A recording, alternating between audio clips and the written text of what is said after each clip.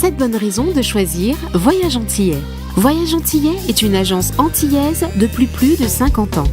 Voyage Antillais vous réserve un accueil chaleureux, une qualité de service, un accompagnement soigné, toujours avec le sourire.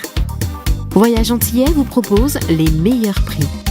Avec Voyage Antillais, vous bénéficiez de facilités de paiement. Votre deuxième bagage est offert. Voyage Antillais, c'est 2 agences en Île-de-France qui relient les Antilles à Paris. Voyage Antillais, nous là vous faisons voyager. Guadeloupe, actualité. Après le passage de l'ouragan Beryl dans l'arc antillais, le retour au vert aura été de courte durée sur notre territoire. Ce matin, l'archipel a de nouveau été placé en vigilance jaune pour vagues submersion, fortes pluies et orages. L'onde tropicale numéro 17 traverse les petites Antilles, ce qui entraîne une dégradation du temps et de l'état de la mer. Les averses seront plus fréquentes au fil des heures, devenant plus intenses et orageuses. Elles seront accompagnées de rafales dépassant les 60 km/h. La prudence est donc de mise jusqu'à la fin de l'événement prévu jeudi en soirée. Restez donc à l'écoute des bulletins météorologiques de ces prochaines heures. On le rappelle qu'après le passage de l'ouragan, la circulation sur la route départementale 6 est bloquée entre Rivière-Sens et Vieux-Fort, une portion de route qui avait déjà fait l'objet de travaux en octobre dernier. Depuis la fin de la gestion de l'eau par la société Onodis, dans le cadre de la délégation de services publics, la ville d'EDF fait face à une coupure générale. Pour la maire Jeannie Marc, qui s'opposait au changement du mode de gestion, c'est un coup dur et surtout une grande incompréhension. Après avoir interpellé en vain le SMGEAG, la municipalité a dû prendre des dispositions rapides pour assurer à sa population un accès à l'eau. Reportage de Charlie Dagonia. Nous n'avons jamais eu une rencontre avec le président du SMGEAG pour nous dire exactement comment ça allait fonctionner de façon à ce que nous puissions relayer auprès de la population. Et je dis que quand on est un élu politique, on est élu pour défendre une population. Et je ne comprends pas qu'un élu ne puisse pas comprendre que de l'autre côté, l'autre élu qui a été élu pour défendre les intérêts de sa population l'interroge dans les compétences qui lui sont données pour pouvoir donner des réponses. Aujourd'hui, nous sommes face à une pénurie d'eau, puisqu'il n'y a plus d'eau. Tous les quartiers, nous avons recensé et nous sommes en train de... Madame le maire a fait une réunion de crise ce matin pour qu'on puisse mettre de l'eau à disposition de la population, notamment les plus fragiles, les personnes, les âgées. Et c'est ce qu'on est en train de prévoir au niveau de la commune même. Donc j'ai commandé 4 citernes pour apporter de l'eau. C'est pas de ma compétence, mais pour apporter de l'eau pour soulager la population. Et SMGEAG a promis d'envoyer de l'eau, mais bon, le nombre de packs qu'ils vont envoyer ne va pas pouvoir suffire à couvrir l'ensemble des besoins de la population, dans la mesure où nous avons beaucoup de personnes âgées et nous avons aussi d'autres personnes qui viennent réclamer. Nous alertons sur la situation et il faut rappeler, il y a 1 an déjà, nous sentions qu'il y aurait un problème puisque la délégation de service public arrivait à terme. Donc il fallait prévoir. Nous avons essayé de rencontrer, nous les avons rencontrés au niveau du SMGEAG qui est le syndicat unique de l'eau et en fait rien n'a été fait. Nous avons fait tout ce qu'il y avait de possible au niveau de la commune. Nous avons toutes les écoles qui sont fermées depuis jeudi dernier. Nous avons les restaurants qui ne peuvent pas faire de production. Nous avons les hôtels qui avaient quelques clients et qui sont partis et qui menacent aujourd'hui de se faire rembourser. Et nous avons l'organisation des élections législatives samedi. Pour l'instant, les services ne peuvent pas fonctionner convenablement puisqu'on a été obligé de fermer. Et enfin, les pompiers qui commencent à se plaindre puisque les hydrants ne sont pas alimentés. Donc, ils ont dû s'alimenter à Pointe-Noire et à Sainte-Rose. Mais ils n'ont que pour 10 minutes le temps d'attendre que Sainte-Rose arrive ou 30 minutes le temps que Bouillante arrive. Mais là, c'est la panne sèche. Et je dis que au niveau de la préfecture, au niveau de SMGEAG, on doit quand même tenir compte de la situation d'une population qui est en train de souffrir et pour laquelle il n'y a pas de réponse. Pour accompagner les professionnels dans leur usage d'un numérique en constante évolution, l'UDE-MEDEF, le département et SVS Consulting organisent les petits déjeuners de l'IT, un rendez-vous consacré aux défis des nouvelles technologies et de la sécurité des systèmes d'information. Ce matin, la rencontre portait sur le thème « Un réseau d'entreprises sécurisé et sans coupure, mythe ou réalité ?» L'occasion pour les professionnels d'échanger sur les solutions à leur disposition. Un reportage de Maxime Morel.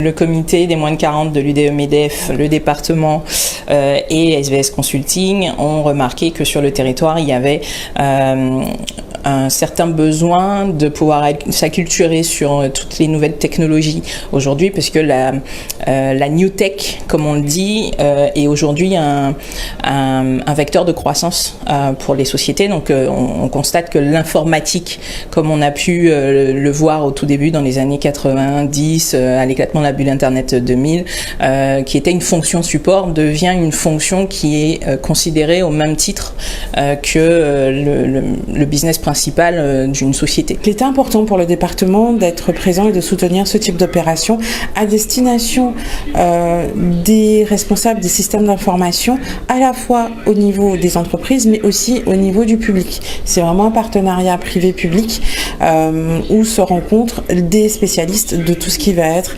informatique, technologie, numérique, digital. À partir du moment où on atteint une certaine taille, il devient primordial de pouvoir gérer son réseau.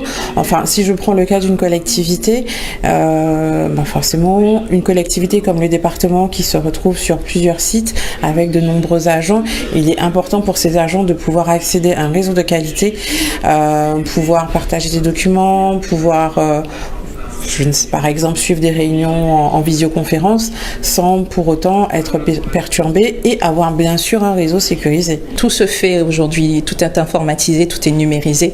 Il faut que la société, quelle qu'elle soit, ait une haute disponibilité. Ça, c'est le premier vecteur. Le second vecteur est de pouvoir sécuriser cette surface sur Internet, parce qu'aujourd'hui, d'ailleurs la première édition de Biatit était sur un cas de cyberattaque. C'est quelque chose qu'on ne peut décemment pas négliger aujourd'hui et qu'il faut qu'on prenne en compte dans la création et l'architecture d'une société dès ses débuts. Comment s'insérer au mieux dans le monde du travail et en particulier celui du tourisme et de l'hôtellerie? Pour le centre de formation Efficience Lab, la clé c'est la formation et la qualification des futurs professionnels du domaine. Le centre a organisé ce matin un job dating pour accompagner les jeunes dans la construction de leurs projets et leur donner toutes les chances de s'insérer professionnellement. Les images de Maxime Morel. Efficience Lab, c'est un centre de formation spécialisé dans les métiers de l'hôtellerie. Donc, on a une réelle expertise dans ce métier puisque nous sommes avec le groupe Leader Hotel. Donc, nous représentons les hôtels de la Creole Beach, de la Toubana et des Jardins de Malanga. Et nous avons à cœur justement de former la prochaine génération de professionnels dans les métiers de l'hôtellerie en Guadeloupe. Donc, nous proposons des formations en alternance dans ce sens. On organise des job dating pour que les jeunes viennent vers nous, trouver leur formation et leur alternance, qu'on leur donne des conseils, qu'on les dirige, qu'on les aiguille justement dans la construction de leur projet professionnel. C'est important puisqu'aujourd'hui on a beaucoup de personnes qui sont un peu perdues, qui savent pas où aller, comment faire, ou qui sont un peu découragées parce qu'ils n'arrivent pas forcément à être insérés sur le marché de l'emploi. Et nous, on vient avec une lueur d'espoir pour leur dire qu'aujourd'hui le tourisme se dynamise, qu'il y a des métiers, qu'il y a des débouchés et de réels débouchés en insertion professionnelle et qui peuvent trouver leur métier, ils peuvent trouver une entreprise qui les accueille et qui leur offre vraiment un emploi stable et durable. Il n'y a pas de secret, il faut se former, il faut être qualifié pour offrir la meilleure prestation possible et la meilleure expérience inoubliable aux clients. D'accord? Donc nous aujourd'hui on a 3 formations à vous proposer.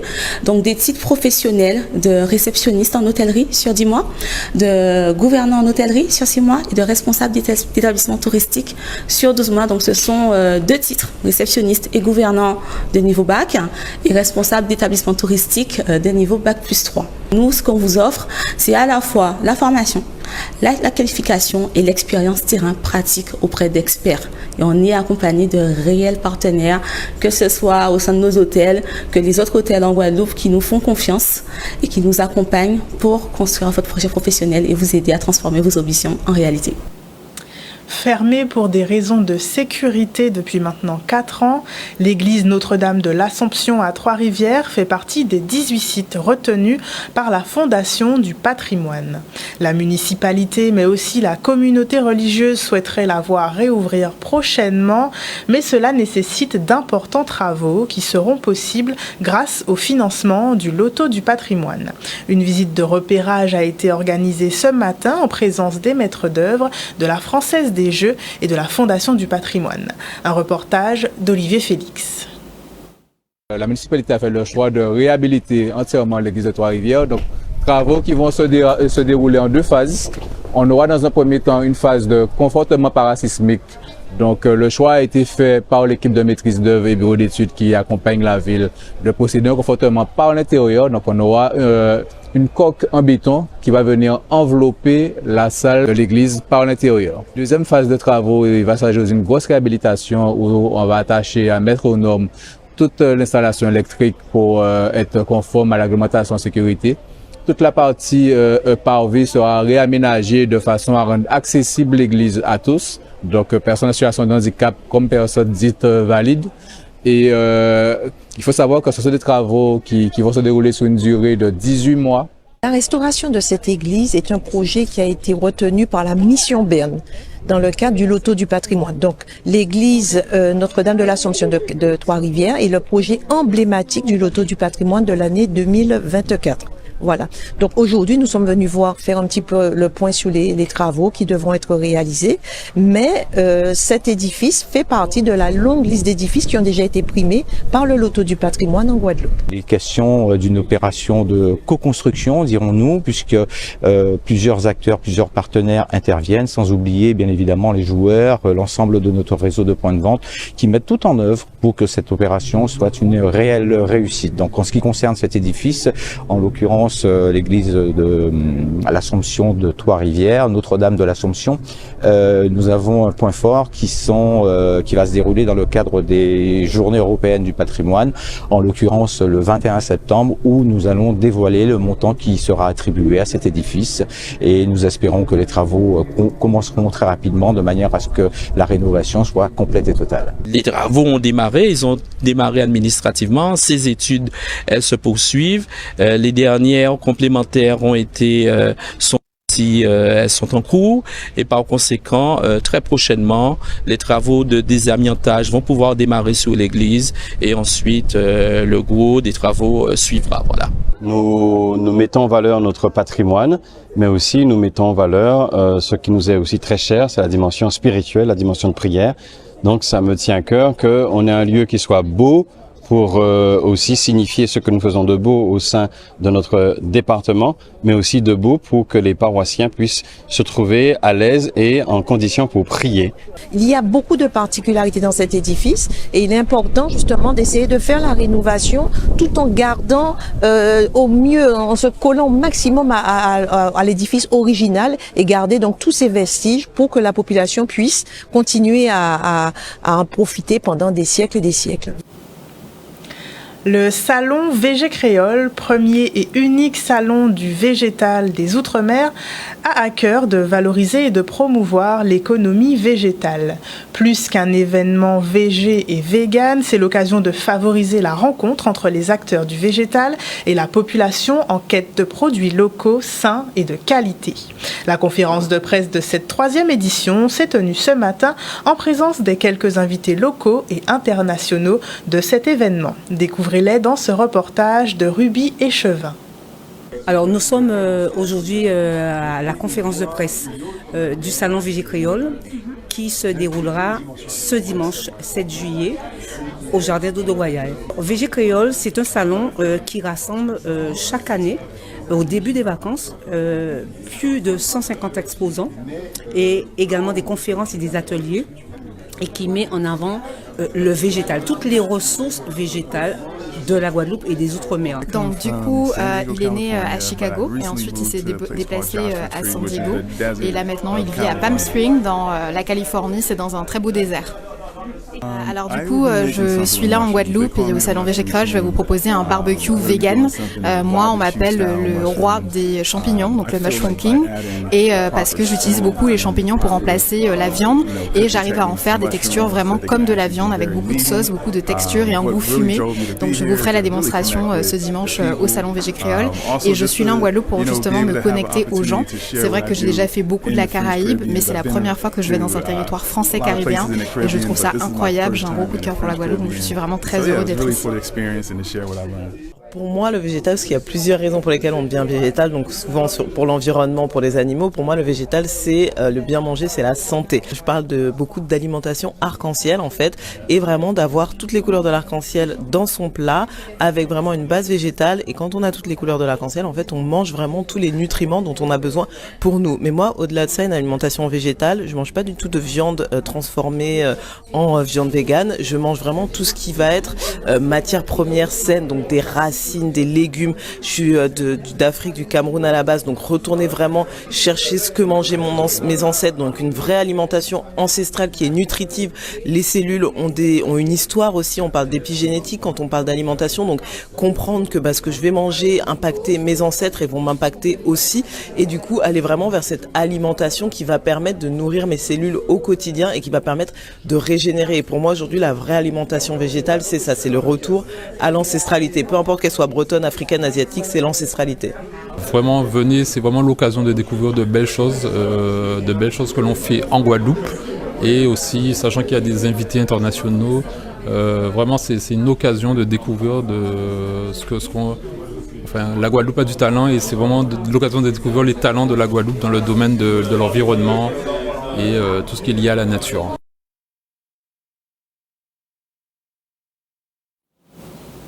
Et c'est un tout autre événement qui aura lieu ce week-end à La Casarte.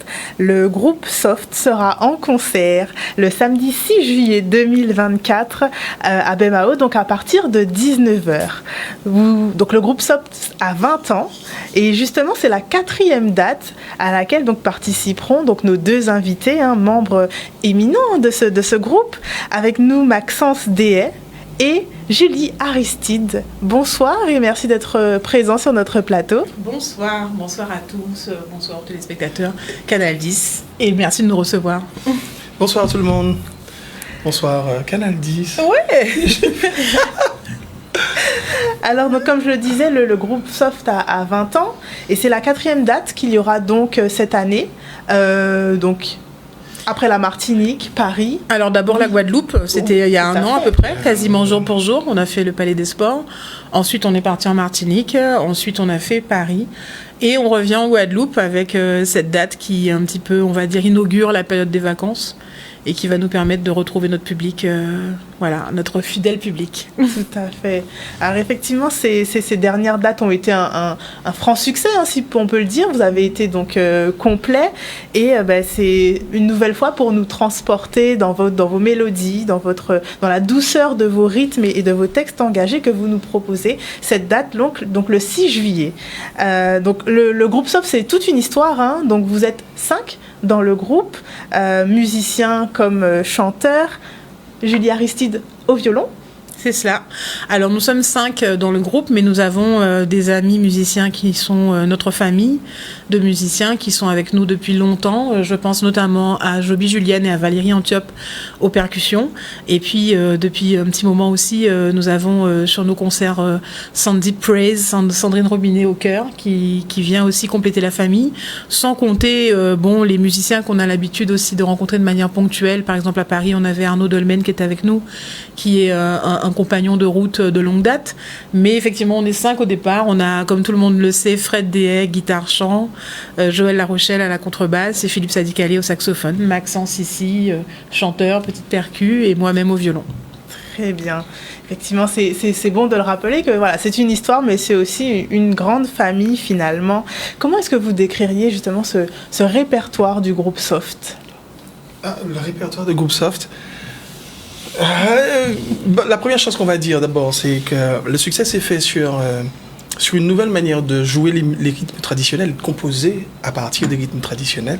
Donc ça, c'est la première chose. Et le terme acoustique est resté parce que c'était jouer dans la petite ambiance acoustique, très simplement une guitare acoustique, un tambour, une contrebasse et un saxo. Donc ça, une formule peut-être un peu jazz, mais elle n'est pas seulement jazz, c'est les premières formules qu'ont toujours choisi les musiciens qui veulent jouer. Ça commence généralement par une petite bande, etc. Alors, quand c'est des fans de rock, ils finissent par faire un gros band, ou rester un petit band bien hard, avec une batterie, etc. Mais c'est ça, c'est l'ambiance acoustique où on entend vraiment toutes les notes, tous les musiciens jouer, et que ça reste très musical. Donc, la musique, elle n'est pas... Au bout d'un moment, on finit par avoir des codes que les autres reconnaissent, mais elle n'est pas, au départ, formatée. Elle avait un objectif, c'est de jouer une musique acoustique que l'on puisse entendre et qui reprend notre musique au départ, c'est-à-dire on prend les rythmes traditionnels, on y ajoute une manière de sentir qui est propre et personnelle, mais surtout, cette fois, il y a des messages. Ça nous avait manqué, il n'y avait pas de message, il n'y a pas eu de message pendant longtemps dans la musique. Il y a un groupe qui a toujours tenu des messages dans sa musique, c'est Akio. Depuis le départ, Akio, toujours des messages. Sinon, donc, dans la musique Ruka, il y a toujours de la musique engagée, etc. Mais dans le zouk, les messages avaient fini par se diluer. Et les messages, ce n'était pas tellement le projet de la Begin. Donc on avait perdu un peu... Et c'est ça. Maintenant qu'on avait une musique qu'on pouvait écouter, lui mettre un texte dessus, ça devenait très possible. Et maintenant qu'on avait envie de mettre des textes, on avait la musique qui correspondait. Donc la musique, c'était ça, c'est la musique acoustique à partir des rythmes traditionnels. Et avec, dans le texte, un certain engagement, qui est culturel d'abord, mais qui a quelque chose de social et politique. On n'est pas des Guadeloupéens comme ça, on est des Guadeloupéens fermement engagés dans notre héritage et dans nos questions culturelles et sociales. Très bien. Et aujourd'hui, justement, continuer à montrer cela au public, ça représente quoi pour vous? Quelle est l'importance, justement, de continuer à transmettre à votre public et partager ces moments? Moi, je dirais que d'abord, c'est un petit peu le remerciement de ce qu'on a un public qui est avec nous depuis si longtemps, parce que on a peut-être aujourd'hui les enfants des personnes qui sont venues nous voir, mais c'est vrai, les enfants qui ont grandi avec Soft, mais on a aussi les parents, on a un public qui est quand même qui est très hétérogène en termes de génération.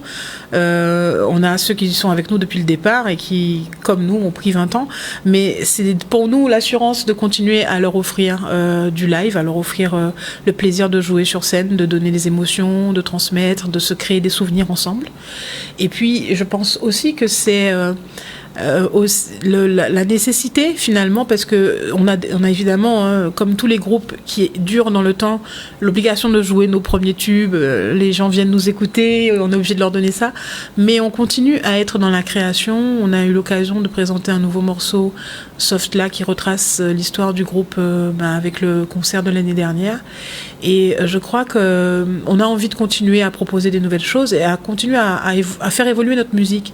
Je crois qu'il y a une patte, une écriture soft, un son soft, mais je crois aussi que si on prend le recul de 20 ans, on se rend compte de comment nous avons, nous, en tant que musiciens, évolué. Et c'est ça qui est intéressant, c'est que la musique, elle suit le cours de la vie, en fait. On est là, nous, on avance à titre personnel, et on avance aussi en tant que musicien, en tant qu'interprète, en tant que compositeur, pour ceux qui composent.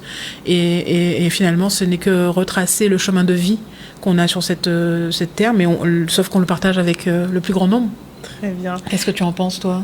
Moi, ce qui est frappant, c'est la permanence du projet et combien les gens continuent de nous suivre sur ce projet. On n'avait pas été à Paris depuis ça fait 8 ans. Ouais, 7 ou 8 ans. 7 ou 8 ans. Dès qu'on arrive, on vient jouer et les gens sont là. Les gens sont enthousiastes sur les chansons. Une appréhension en plus de Paris. Les chansons anciennes de départ, c'est-à-dire qu'au début et puis après, comme on montait plus tellement, non, ils connaissaient le répertoire, tout le répertoire des albums qu'on n'est pas allé défendre à Paris. Et en fait, depuis les 20 ans, on joue et on dit merci aux gens de venir et de porter avec nous le projet de cette musique qu'on a, et le paysage musical a bien évolué dans une bonne... On sent quand même qu'il y a un petit truc. Oui. Il y a un petit truc, il y a une petite trace dans ça.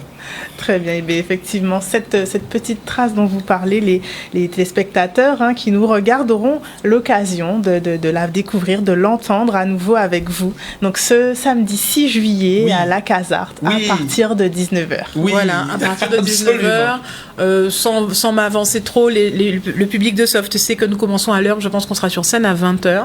19h, ça doit être l'ouverture des portes, je suppose.